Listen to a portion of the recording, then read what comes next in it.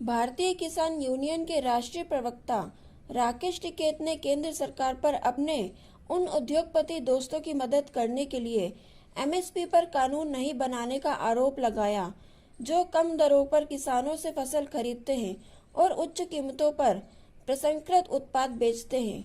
किसान नेता राकेश टिकैत ने सोमवार को आरोप लगाया कि केंद्र सरकार फसलों के न्यूनतम समर्थन मूल्य को लेकर समिति नहीं बनाना चाहती। इस मामले में देश को अंधेरे में रखा जा रहा है।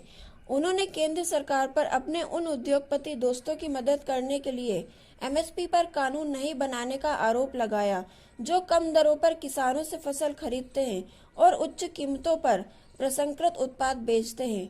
भारतीय किसान यूनियन के राष्ट्रीय प्रवक्ता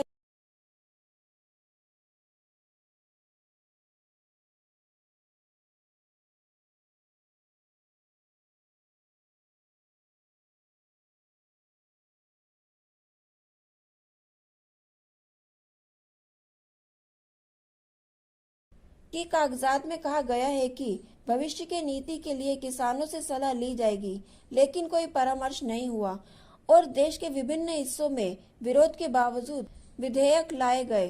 टिकैत ने कहा, दूसरा मुद्दा फसलों के लिए न्यूनतम समर्थन मूल्य की गारंटी का है। सरकार ने ये कहकर देश को लंबे समय तक अंधेरे में रखा कि यह एक समिति बना रही है, लेकिन संयुक्त किसान मोर्चा समिति के सदस्यों का नाम नहीं दे रहा है। उन्होंने कहा, जब समिति बनाने का समय था तब उन्होंने कहा था कि हमें नाम दे और हम समिति की घोषणा करेंगे, लेकिन वो एमएसपी के लिए समिति नहीं थी। इसका क्या मतलब है? इसका मतलब है कि सरकार एमएसपी के लिए समिति नहीं बनाना चाहती। गौरतलब है कि बीते 19 जुलाई को संयुक्त किसान मोर्चा पर सरकार की समिति को ये कहते हुए खारिज किया गया था कि निरस्त किए जा चुके कृषि कानूनों का समर्थन करने वाले तथाकथित किसान नेता इसके सदस्य हैं। एसकेएम ने अपने बयान में आरोप लगाया था कि सरकार ने अपने 5 वफादारों को समीति में शामिल किया है। राकेश टिकैत ने दिल्ली में कृषि कानून के खिलाफ किसान विरोधी 2020 से 21 में हुए वकालत के विरोध प्रदर्शन को याद करते हुए कहा सीधे भाजपा किसान समूह और केंद्र सरकार के बीच केवल नीतियों का समर्थन करते हैं और दस्तावेजों का आदान प्रदान हुआ था। किसानों के दिल्ली में गांधी प्रदर्शन के बाद के एक कार्यक्रम में दावा किया 3 कृषि कानूनों को निरस्त करने की घोषणा करते हुए प्रधानमंत्री मोदी ने एमएसपी पर कानूनी गारंटी के लिए किसानों की मांग पर चर्चा करने के लिए एक समिति गठित करने का वादा किया था। कृषि मंत्रालय ने इस संबंध में समिति की घोषणा करते हुए एक गजट अधिसूचना जारी की थी। समाचार एजेंसी पीटीआई के मुताबिक टिकैत ने सोमवार को मांग की कि एमएसपी सिस्टम पूरे देश में लागू किया जाए। उन्होंने कहा, सरकार कागज पर कुछ दिखाती है और कुछ अन्य दरों पर फसलों को खरीदती है। केंद्र सरकार के कारपोरेट मित्र फसल को सस्ते दामों पर खरीदते हैं और प्रसंस्करण के बाद उच्च कीमत पर बेचते हैं। इससे सरकार एमएसपी पर कानून बनाना नहीं चाहती है।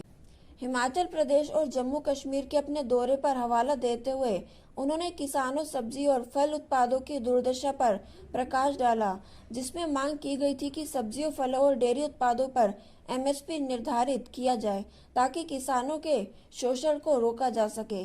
उन्होंने कहा कि बिहार में मंडी व्यवस्था 17 साल पहले बंद हो गई है, जिसके परिणाम स्वरूप राज्य से बहुत से किसान और श्रमिक अपनी आजीविका कमाने के लिए अन्य स्थानों पर पलायन कर रहे हैं। टिकैत ने कहा, बिहार के लोग जो अब मजबूर हैं, उनके नाम पर हम में से कई लोगों की तुलना में अधिक जमीन थी, लेकिन उन्हें अपना घर छोड़ना पड़ा क्योंकि उन्हें उनकी फसलों का उचित मूल्य नहीं मिला। उन्होंने अपने घर, परिवार और खेतों को छोड़ दिया और अब एक कमरे में रहते हैं क्योंकि वे कारखानों में काम करते हैं। बीकेयू के राष्ट्रीय प्रवक्ता ने कहा कि बिहार पहला राज्य बन गया था जहां मंडी अधिनियम लागू किया गया था और वहां मंडियों को फिर से शुरू करने के लिए आंदोलन की तैयारी चल रही है। टिकैत ने कहा, जब ये सब योजना बनाई जा रही थी, बिहार में एक नई सरकार का गठन किया गया। हम नई सरकार से मिले और उनसे कहा कि आप इसे जितनी जल्दी लागू कर दे उतना अच्छा होगा। उन्होंने कहा, नई सरकार के साथ हमारी बैठक में हमने उनसे कहा कि सबसे पहले उन्हें मंडियों को फिर से शुरू करना चाहिए। 6 सितंबर को हमारी एक बैठक है जिसमें बिहार के मंडी प्रणाली के पुनरुद्धार पर विचार विमर्श किया जाएगा।